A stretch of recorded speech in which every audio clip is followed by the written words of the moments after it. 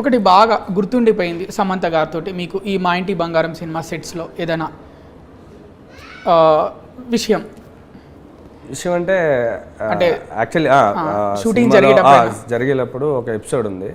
ఒక యాక్షన్ ఎపిసోడ్లో ఒక రూలే వచ్చి సోఫాలోంచి పడి కింద పడతారనమాట.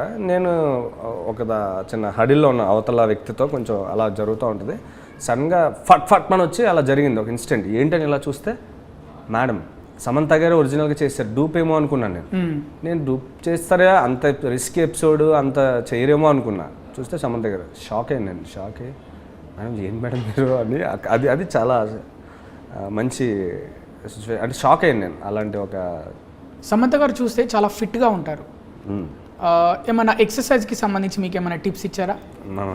గవిరెడ్డి వెంటనే ఎక్సర్సైజ్ స్టార్ట్ చేయవయ్యా, చూస్తే ఇంకా సింపుల్గా అలానే ఉన్నావు అని ఏమైనా చెప్పడం జరిగిందా? అలాంటి డిస్కషన్ ఏం రాలేదండి. బట్ నాకే అనిపించింది నేను చేయాలి మేడం. చూస్తుంటాను కదా ఇన్స్టాలో, అది చూసినప్పుడు వర్కౌట్స్ అవి చూసినప్పుడు మనం కూడా చేస్తే బాగుంటుంది అనిపిస్తుంది. స్టార్ట్ చేస్తా వెరీ సూన్.